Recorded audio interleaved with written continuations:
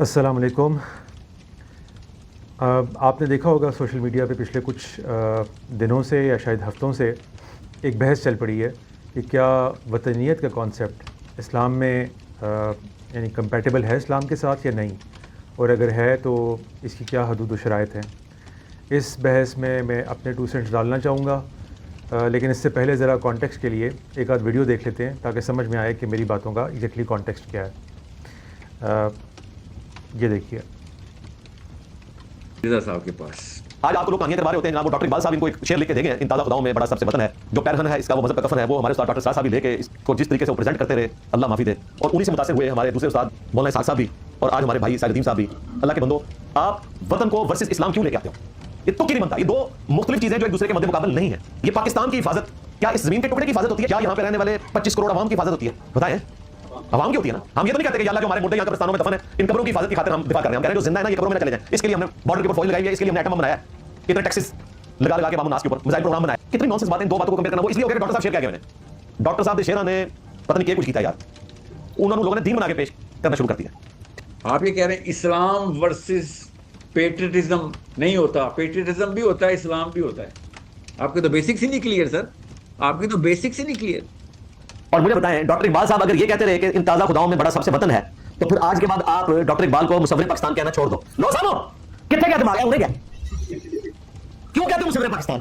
دھندلی policy, وہ تو وطن کو سمجھتے ہی یہ تھے، تو مان لو کہ بابا جی سے غلطی ہوئی ہے، تصور پاکستان والی بات ان کی درست تھی، باقی یہ شعر ان کا غلط تھا۔ وطنیت جو ہے it is versus Islam on many postulates that Islam has presented way before Wataniyat was there and way after Wataniyat will be gone. ٹھیک ہے جی، آپ کو کانٹیکسٹ پتہ چل گیا ہوگا، اس پر اب بات کرتے ہیں۔ دیکھیں، میرا مقصد کوئی بھی اس طرح کا ویڈیو چلانے کا کبھی یہ نہیں ہوتا کہ میں ان حضرات کو کوئی جواب دے رہا ہوں جن کا ویڈیو چلایا ہے یا ان کے اوپر کوئی تنقید کر رہا ہوں، بلکہ وہ جن خیالات کی نمائندگی کر رہے ہوتے ہیں یہی خیالات اور لوگ بھی دے رہے ہوتے ہیں، تو ہم ذرا شخصیات سے اوپر اٹھ کے ذرا ایبسٹریکٹ میں ان باتوں کو کلیئر کرنے کی کوشش کرتے ہیں۔ یہ ویڈیو صرف کانٹیکسٹ کے لیے کہ کس نوعیت کی بحث چل پڑی ہے۔ دیکھیں، وطن نیشن اسٹیٹ کے پوائنٹ آف ویو سے اسپیشلی ایک ریلیٹیولی ماڈرن کانسیپٹ ہے، لیکن وطنیت ہمیشہ سے رہی ہے۔ اس سے پہلے لوگوں کی ایمپائرز ہوتی تھیں، ریپبلکس ہوتی تھیں، یہ سب وطن کے درجے میں ہی آیا کرتی تھیں۔ ایون لوکیلٹیز جو ہوتی تھیں، آپ اگر کروسیڈز کے زمانے کی سلطنتیں دیکھیں تو وہ کچھ لوکیلٹیز ہوتی تھیں جو جن کو لوگ اپنا وطن کہا کرتے تھے۔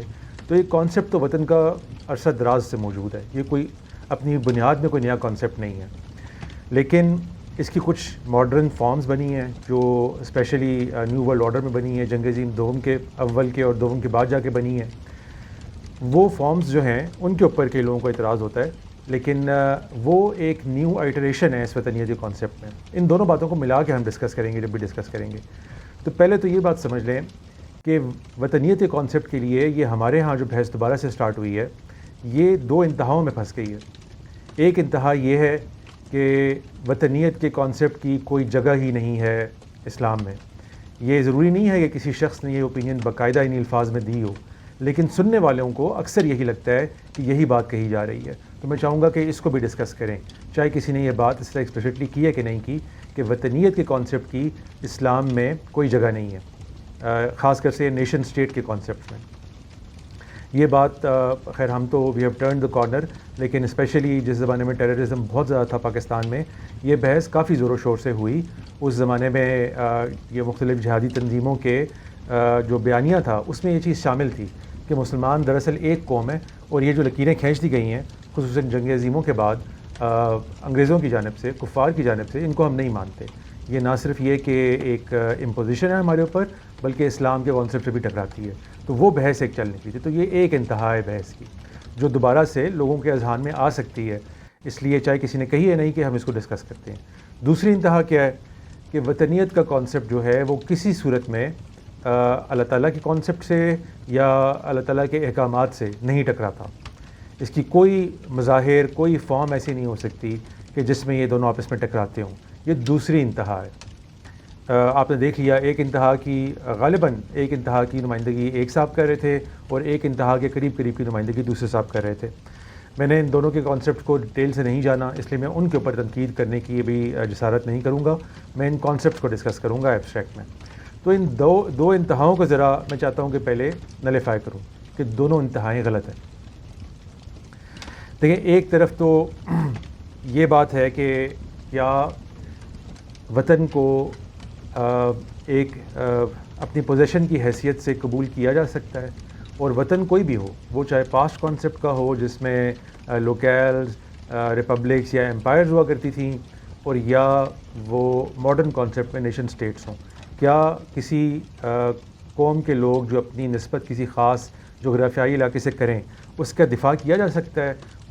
اس کو اپنے وطن کی حیثیت سے قبول کر کے اس کے لیے مختلف قربانیاں دینے کا معاملہ، اس کے دفاع کا معاملہ، اس کے انٹرسٹس کو آگے لے کے چلنے والا معاملہ، کیا یہ اسلام میں روا ہے؟ تو یہ بالکل روا ہے۔ اس کے لیے ہمیں بہت زیادہ بحث بازی کی ضرورت نہیں ہے میرے خیال سے۔ یہ تو نہ صرف یہ کہ ایک فطری جذبہ ہے انسان کے اندر جو اپنی پوزیشنز کے دفاع کے لیے، اپنی پوزیشنز کے انٹرسٹ کو آگے چلانے کے لیے انسان میں ہمیشہ سے پیدا ہوتا رہا ہے، اور انسان اس کو پرسو کرتا رہا ہے۔ وہ پوزیشنز چاہے آپ کے ریسورسز کے ذریعے سے ہوں، آپ کے انفراسٹرکچر کے ذریعے سے ہوں، یا ایون آپ کی یعنی کہ بلڈ ریلیٹیوز اور لینیج کے پوائنٹ آف ویو سے ہو، یہ سب آپ کی پوزیشنز ہی ہیں۔ ان کو اللہ تعالیٰ نے قرآن پاک میں پوزیشنز ہی کہہ کے بار بار ایڈریس کیا ہے کہ آپ کی چاہے اولاد ہو، چاہے بیویاں ہوں، چاہے خاندان ہو، چاہے آپ کے مال ہوں، یہ سب کے سب آپ کی پوزیشنز ہیں۔ ان کے لیے ان کے انٹرسٹ کو پرسو کرنا، ان کو بچانے کے لیے لڑنا، ان کا دفاع کرنا، یہ سب شریعت میں نہ صرف یہ کہ جائز ہے بلکہ بالکل فطری جذبہ ہے، جس کو شریعت نے بالکل نہ صرف یہ کہ ختم نہیں کیا بلکہ اس کو پورے طریقے سے انڈورس کیا ہے۔ مشہور حدیث ہے جو آپ لوگ دیکھ بھی سکتے ہیں، میں اسکرین پہ ڈسپلے بھی کر دوں گا۔ اس لسٹ میں بہت ساری حدیث ہیں، میں صرف ایک سیمپل کے لیے شو کر رہا ہوں۔ یہ سنن نسائی کی ہے، جس میں نبی صلی اللہ علیہ وسلم فرماتے ہیں او کما قال کہ من قاتل دون مالہ فقتل فہو شہید ومن قاتل دون دمہ فہو شہید ومن قاتل دون اہلہ فہو شہید۔ کیا ترجمہ ہے جس کا؟ جو اپنے مال کی حفاظت کے لیے لڑے اور مارا جائے تو وہ شہید ہے، جو اپنے خون کی حفاظت کے لیے لڑے اور مارا جائے وہ شہید ہے، اور جو اپنے گھر والوں کی حفاظت کی خاطر لڑے اور مارا جائے تو وہ شہید ہے۔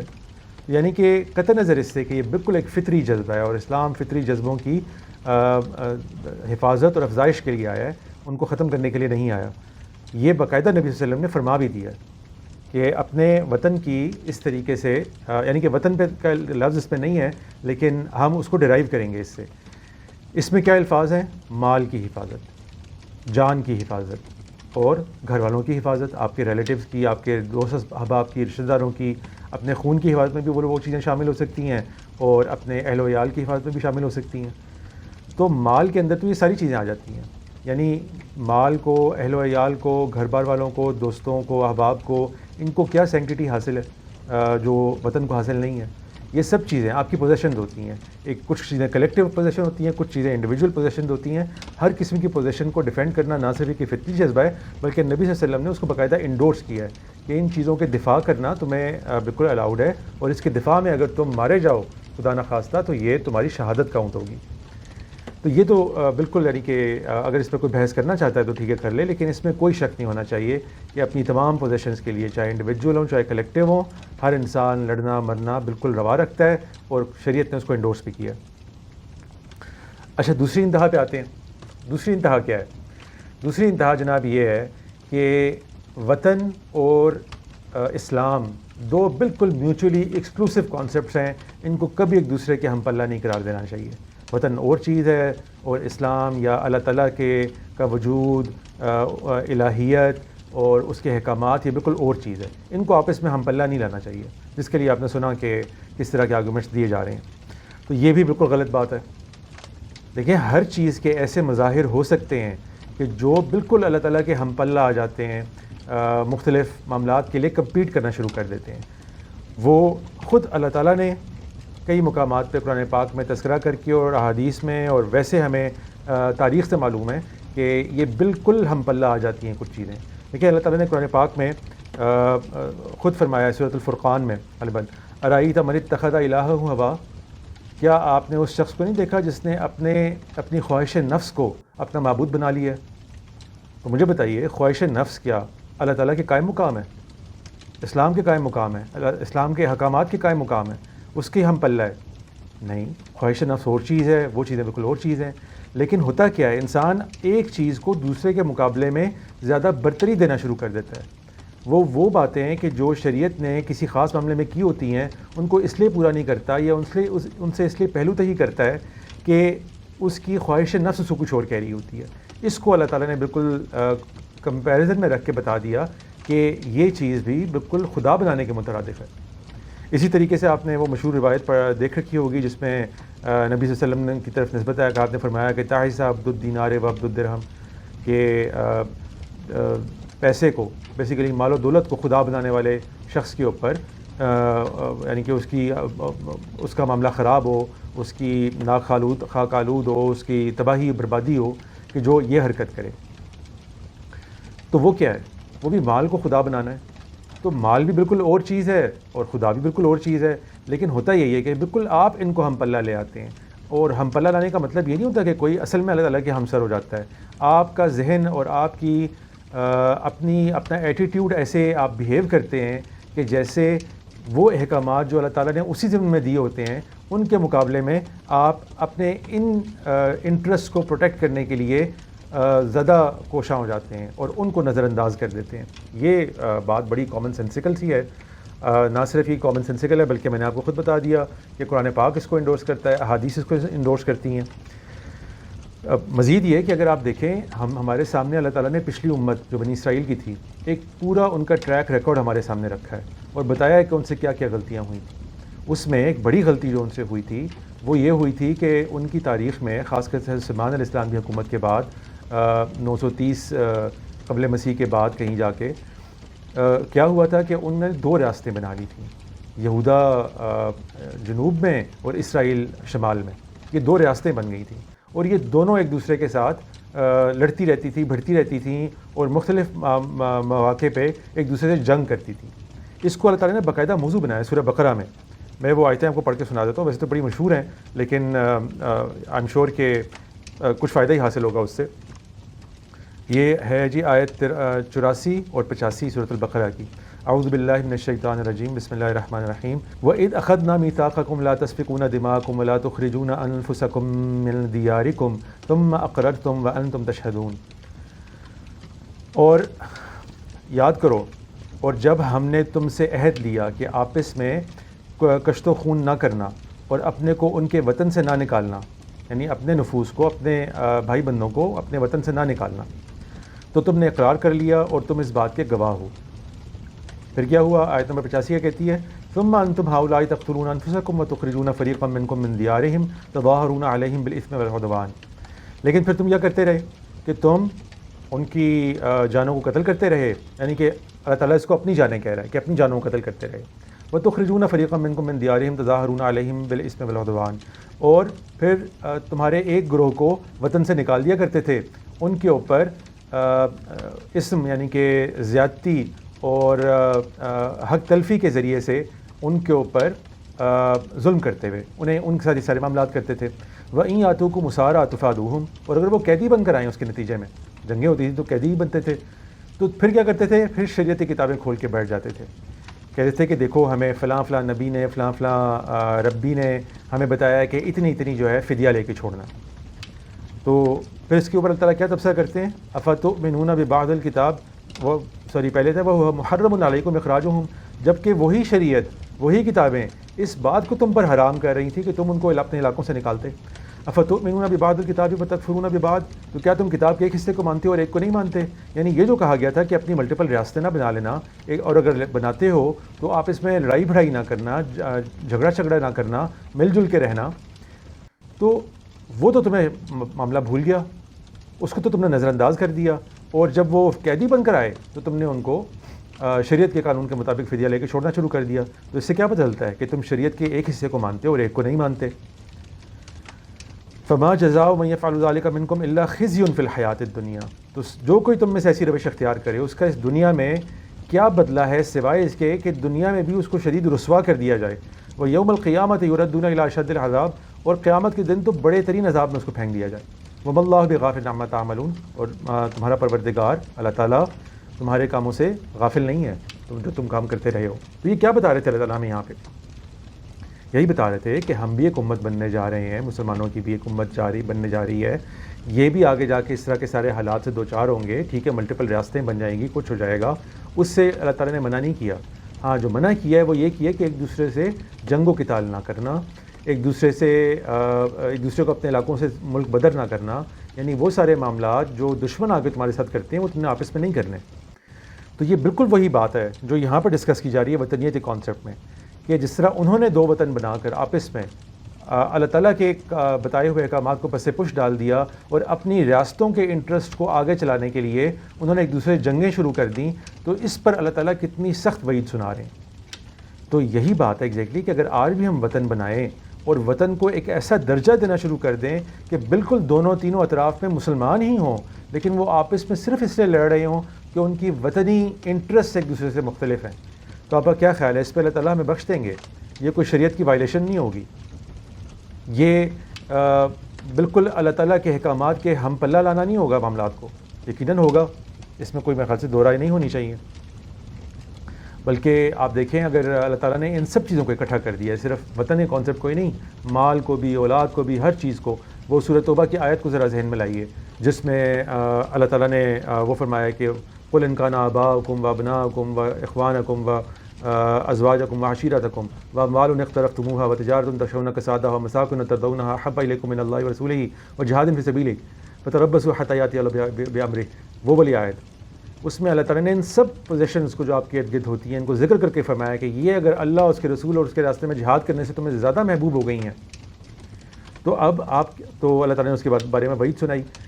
تو وطن کو باقاعدہ تذکرہ کرنا ہے اس کے اندر، یہ کوئی ضروری نہیں ہے. وطن بھی باقی پوزیشنز کی طرح کی ایک پوزیشن ہے انسان کی، اس کو بھی انسان اس طرح کا درجہ دے سکتا ہے کہ جس کے نتیجے میں وہی وعید جو اللہ تعالیٰ نے اس آیت میں سنائی ہے سورہ توبہ کی، یہی وعید آپ کے اوپر راسخ آ جائے اگر آپ اپنی ذمہ داریوں سے پہلو تہی کر رہے ہوں.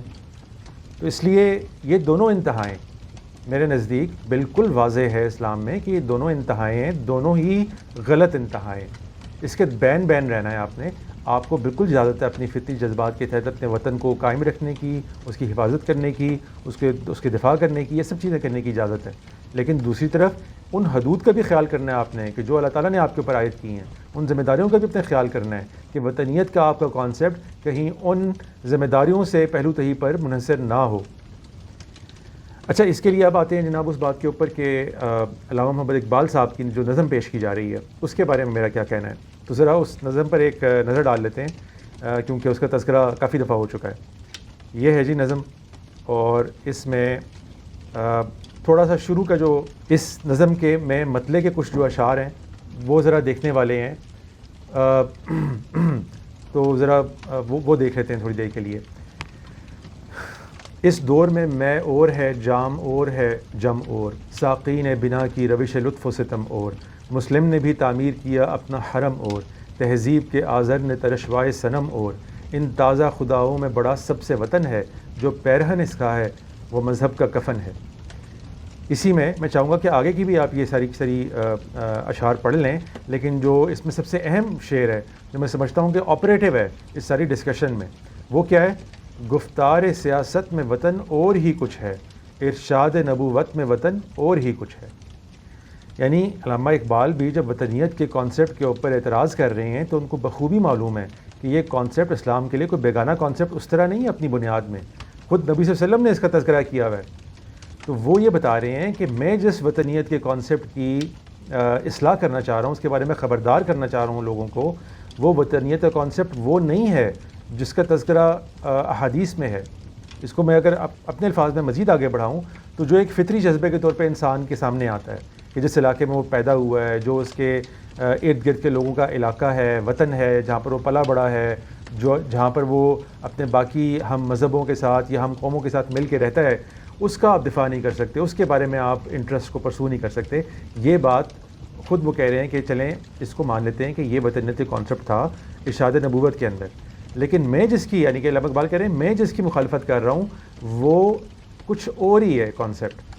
اور وہ شروع میں انہوں نے جو میں آپ کو پڑھ کے بتایا انہوں نے بتا دیا کہ اس دور میں یہ جو نئے کچھ بت تراشے جا رہے ہیں جن کی بنیاد پہ وہ اپنی جو ہے پریشینس کے ساتھ دیکھ رہے تھے مستقبل میں, دور بینی کے ساتھ دیکھ رہے تھے کہ کیسے مستقبل میں انہی وطن اوطان کے انٹرسٹ کو پرسو کرنے کے لیے اور فردر کرنے کے لیے مسلمان بھی آپس میں لڑ پڑیں گے, ایک دوسرے سے ایک ہی مذہب کے ماننے والے لوگ لڑ رہے ہوں گے, ان کے دماغ میں کوئی اختلاف نہیں ہوگا, بس اس چیز کا اختلاف ہوگا کہ یہ ہمارا وطن ہے وہ تمہارا وطن ہے, ہمارے وطن کے انٹرسٹ ہی ہیں تمہارے وطن کے انٹرسٹ ہی ہیں.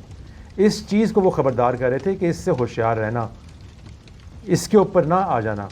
یعنی میں جتنا جانتا ہوں علامہ اقبال کو اور جو اس نظم کے پورا میں وہ انہوں نے آگے جا خود بیان بھی کر دیا کہ وہ کس طرح کے وطنیت کے کانسیپٹ کو ڈسکس کر رہے ہیں یہاں پہ, اس سے یہ بات ہمیں سمجھنی چاہیے. لیکن بالفرض میں کہہ رہا ہوں اگر علامہ اقبال کا یہ مطلب نہیں بھی تھا تو کوئی ہم میں سے علامہ اقبال کو نبی اور رسول نہیں مانتا. وہ ایک اچھے فلسفی, ایک عالی شان تھنکر اور زبردست شاعر تھے, ان کی باتوں سے اتفاق بھی ہو سکتا ہے اختلاف بھی ہو سکتا ہے. اس کی بنیاد پہ یہ کہنا کہ وطنیت کے کانسیپٹ کو ہی سرے سے اسلام کے ہم پلہ یا اللہ تعالیٰ کے ہم پلہ یا اللہ تعالیٰ کے احکامات کے ہم پلہ لانا اگر اس نظم کے تحت نہ ہو تو پھر ہو ہی نہیں سکتا. یہ تو پاسبل نہیں ہے نا, یہ تو بات ہی غلط ہے. یعنی یہ نظم چاہے آپ قبول کریں یا نہ کریں, اس میں علامہ اقبال کے کلیمز کو قبول کریں یا نہ کریں, یہ بات اپنی جگہ پہ اسٹیبلش رہے گی کہ انسان جس بھی چیز سے محبت کرتا ہے, جس بھی چیز کے انٹرسٹ کو پرسو کرنا چاہتا ہے, وہ اللہ تعالیٰ کے احکامات کے ہم پلہ آ سکتے ہیں. آ سکنے کا مطلب نہ یہ ہوتا ہے کہ وہ ہمیشہ آ جاتے ہیں اور نہ یہ ہوتا ہے کہ وہ کبھی نہیں آ سکتے. تو وہ آ سکتے ہیں, اس کے کچھ مظاہر ایسے ہو سکتے ہیں کہ جو آپ کو اللہ تعالیٰ کے احکامات کو پورا نہ کرنے کی طرف لے کے جائیں. یہ باتیں میں چاہتا تھا کہ بالکل کلیئر ہونی چاہیے کہ ان دونوں انتہاؤں کے درمیان آپ نے رہنا ہے. آپ نے اپنے وطن کا دفاع بھی کرنا ہے, اس کے لیے انٹرسٹ کو پرسو کرنے کے لیے بھی آپ نے آگے چلنا ہے, اور نمبر 2 یہ کہ آپ نے یہ بھی خیال رکھنا ہے کہ اس کے دفاع اور اس کی محبت کہیں اللہ تعالیٰ کے احکامات کے راستے میں نہ آ جائے. یہ دونوں باتوں کا خیال رکھنا ہے. اچھا, اس میں وہ جو بات کر رہے تھے غالباً دوسرے صاحب, اس طرح کی جو پورا ایک خیال ہے اس کے اوپر آتے ہیں. وہ یہ کہ چلیں دفاع کی حد تک تو ہم مان لیتے ہیں کہ وطنیت کا کانسیپٹ جو ہے وہ اس میں کوئی حرج نہیں ہے, لیکن اقدام میں آڑے آ جاتا ہے. یعنی آج کل کے دور میں غالباً وہ یہ کہنا چاہ رہے تھے کہ ہم بہت سے ایسے معاہدات میں اب جکڑے ہوئے ہیں کہ جن کے تحت ہم کھل کے ان احکامات پہ عمل نہیں کر پاتے جو ادروائز ہمیں شریعت کرنے کے لیے کہہ رہی ہوتی ہے. اس کا کانٹیکس ہم سب جانتے ہیں, غالباً وہی ہے جو جس طرح غزہ جنگ میں تھا, جس طرح ابھی ایران وار میں ہے یا لبنان میں ہو رہا ہے. یہ کیا ہے کہ مسلمان جو ہے وہاں پر پس رہے ہیں, ان کے اوپر ظلم ہو رہا ہے شدید قسم کا, اور مظلوموں کی مدد کرنے کا شریعت نے باقاعدہ حکم دیا ہے. آپ اگر دیکھیں یہ سورہ نساء کی آیت نمبر 75 ہے, میں ذرا پڑھ دیتا ہوں, جس میں اللہ تعالیٰ پہلے جو اس آیت سے مسلمانوں کو قتال کے اوپر جو ہے وہ موٹیویٹ کر رہے ہیں, اور پھر کیا کہتے ہیں, وَمَا لَكُمْ لَا تُقَاتِلُونَ فِي سَبِيلِ اللَّهِ, اور تمہیں کیا ہو گیا ہے کہ تم اللہ تعالیٰ کے راستے میں جہاد نہیں کر رہے یا اس کے لیے آمادہ نہیں ہو رہے. وَالْمُسْتَضْعَفِينَ مِنَ الرِّجَالِ وَالنِّسَاءِ وَالْوِلْدَانِ الَّذِينَ يَقُولُونَ رَبَّنَا أَخْرِجْنَا مِنْ هَذِهِ الْقَرْيَةِ الظَّالِمِ أَهْلُهَا وَاجْعَل لَّنَا مِن لَّدُنكَ وَلِيًّا وَاجْعَل لَّنَا مِن لَّدُنكَ نَصِيرًا.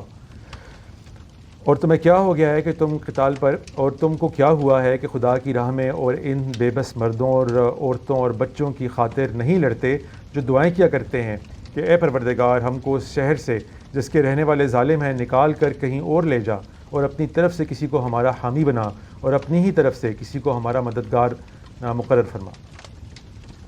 تو یہ کیا ہے, یہ اللہ تعالیٰ بالکل اس آیت میں تو اگرچہ باقی سارے معاملات کے اندر اللہ تعالیٰ جگہوں کے اوپر تعالیٰ ریشنلی بھی موٹیویٹ کرتے ہیں, یہاں پر تو باقاعدہ ایموشنلی موٹیویٹ کر رہے ہیں کہ دیکھو وہاں پر لوگ فریادیں لگا رہے ہیں تمہیں وہاں کے کمزور ایسے مرد ہیں جو اپنا دفاع نہیں کر سکتے, ایسی عورتیں اور بچے ہیں کہ جن کو اس علاقے سے نکلنے کے بھی موقع نصیب نہیں ہو سکتا, ان کے اوپر شدید ظلم ڈھائے جا رہے ہیں, اور وہ پکار کر اللہ تعالیٰ کے سامنے دعائیں کر رہے ہیں کہ اللہ تعالیٰ ہمارے لیے کوئی حامی و مددگار کیوں نہیں پیدا فرماتے آپ, تو تم کیوں نہیں لڑنے کے لیے آمادہ ہوتے. تو اب اس طرح کی باتوں کو غالباً ریفر کر کے کوئی بھی شخص یہ کہہ سکتا ہے کہ دیکھیں یہ وہ بات ہے جو وطنیت کانسیپٹ میں آڑے آ جاتی ہے. تو اس کے اوپر مختصراً عرض یہ ہے کہ اللہ تعالیٰ نے کچھ شرائط بیان کی ہیں اقدامی جنگ کے لیے. تو اس آیت کے اوپر جس میں اللہ تعالیٰ نے اقدامی جنگ کے لیے شرائط بیان کی ہیں ان کو ہم کسی اور وقت موضوع بحث بنائیں گے.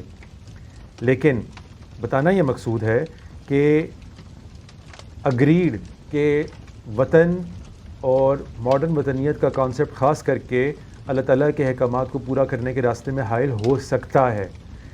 اس موقع پر وہ ہوا ہے کہ نہیں ہوا اس کے لیے ہم کسی اور وقت بحث کر لیں گے. لیکن بنیادی طور پہ یہ حکومت کا اختیار ہوتا ہے کہ وہ یہ جج کر کے بتائے کہ اس کے پاس اس طرح کے جنگی ریسورسز اور باقی سارا جو ایک قوت ہوتی ہے جس کو اللہ تعالیٰ نے اکٹھا کرنے کے لیے کہا ہے جنگ کے لیے، کیا وہ ہے کہ نہیں ہے. ہمارا کام، مصلحین کا کام، علماء کا کام یہی ہوتا ہے کہ وہ ان کو انفارم کریں کہ آپ کے اوپر اللہ تعالیٰ نے ذمہ داری ڈالی ہے، اس ذمہ داری کو ان قیود اور شرائط کے ساتھ متعلق کیا ہے. تو اب آپ یہ جج کر لیں کہ کیا ان قیود اور شرائط کو آپ پورا ہوتا پاتے ہیں. اگر پاتے ہیں تو پھر اس کو پرسو کیا جائے. اب مثال کے طور پہ آج کل کے دور کے اندر دنیا کے اندر ایک ورلڈ آرڈر چل رہا ہے، یونائٹڈ نیشنز کا ادارہ قائم ہے اور بہت سے معاہدات کے اندر ہم جکڑے ہوئے ہیں. تو یہ دیکھنا چاہیے کہ کیا ان معاہدات میں رہتے ہوئے انہوں نے جو بہت سے پلیٹ فارمز اس کے لیے بنائے ہیں اس سے اس معاملے کو ہم حل کر سکتے ہیں یا نہیں کر سکتے. کر سکتے ہیں تو اس کو بھی پرسو کرنا، ان کو بھی پرسو کرنا چاہیے. اگر نہیں کر سکتے اور ہم اپنے پاس قوت پاتے ہیں تو یہ قاعدہ بھی دنیا کی تمام سپر پاورز نے اختیار کر رکھا ہے کہ وہ جب اپنے آپ کو بہت سارا پاورفل پاتی ہیں اور وہ یونائٹڈ نیشنز کی سپورٹ نہیں پاتی تو پھر وہ خود سے اپنے معاملات درست کرنے کی طرف آگے بڑھ جاتے ہیں. ہم نے دیکھا کہ امریکہ یہی کرتا ہے، ہم نے دیکھا کہ روس یہی کرتا ہے، حال ہی میں انہوں نے کیا بھی ہے، بلکہ اب تو اسرائیل بھی یہی کرتا ہے. تو اس لیے یہ سب چیزیں حکومت کے کنسیڈر کرنے کی چیزیں ہیں، ہماری نہیں ہیں. لیکن میں چاہتا ہوں کہ ایک سیپریٹ لیکچر میں ہم ذرا ان قیود کو ڈسکس کر لیں یا ان شرائط کو ڈسکس کر لیں کہ جو اللہ تعالیٰ نے اقدامی جنگ کے لیے لگائی ہیں. کیونکہ ایسے ہی کوئی بھی شخص اٹھ کے یہ نہیں کہہ سکتا کہ چونکہ قرآن پاک میں حکم آ گیا ہے اس لیے ہمارے پاس چاہے قوت ہے نہیں ہے ہم جا کے باطل سے ٹکرا جائیں گے. یہ بھی ایک ایسا کانسیپٹ ہے جس کو پچھلے 20-30 سال سے کافی ڈسکس کیا جا چکا ہے. ہمارے استاد غامدی صاحب اس کو بڑی دفعہ ڈسکس کر چکے ہیں اور ویسے بھی میرے خیال سے ہمارے ٹریڈیشنل علماء بھی اس کے بارے میں بڑی سینسیبل باتیں کرتے رہے ہیں وقتاً فوقتاً. ٹھیک ہے ان میں مختلف گروہ رہے ہیں لیکن ایک گروہ ہمیشہ ایسا ضرور رہا ہے جو یہ سینسیبل باتیں کرتا رہا ہو. تو میں چاہتا تھا کہ وطنیت کے کانسیپٹ کو ڈسکس کرتے ہوئے یہ دو انتہائیں بالکل واضح رہیں کہ یہ دونوں بالکل غلط انتہائیں ہیں. درمیان میں ایک باقاعدہ ایک جگہ موجود ہے جہاں پر آپ رہ کے اپنے وطن کا دفاع بھی کر سکتے ہیں، وطن کے انٹرسٹ کے لیے بھی کام کر سکتے ہیں اور اللہ تعالیٰ کے احکامات کے راستے میں حائل بھی نہیں ہونے دیتے اپنے وطن کے انٹرسٹ کو.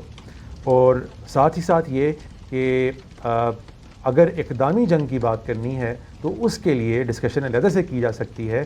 وہ بھی کوئی اتنا کٹ اینڈ ڈرائی معاملہ نہیں ہے کہ بس آپ نے قرآن پاک میں کوئی آیت دیکھی، آپ نے کوئی اپنا اندازہ لگایا کہ پاکستان کے پاس کتنی قوت ہے کتنی نہیں ہے اور آپ کا ڈیفنس فورسز سے بھی کوئی تعلق نہیں ہے، آپ کوئی ایکیڈیمکلی ٹرینڈ بھی نہیں ہے اس طرح کی چیزوں کو اسیس کرنے کے لیے اور آپ اٹھ کے اعلان کر دیں کہ نہیں ہمارے پاس وہ قوت موجود ہے جو اللہ تعالیٰ نے قرآن پاک میں کہی ہے تو اس کو آپ کو کرنا ضروری ہے جو حکم اللہ تعالیٰ نے وہاں پہ دیا آپ کو. تو یہ سب باتیں جو ہیں ان کو انشاءاللہ کسی اور موقع پہ موضوع بحث بناتے ہیں. لیکن میں چاہتا تھا کہ یہ جو آپ کا دو انتہاؤں والا کانسیپٹ ہے نا یہ کم از کم بالکل کلیئر ہو جائے کہ ایسا بالکل نہیں ہے اور اس طرح کی ڈسکشن میں دونوں انتہاؤں سے اجتناب کرنا چاہیے. السلام علیکم.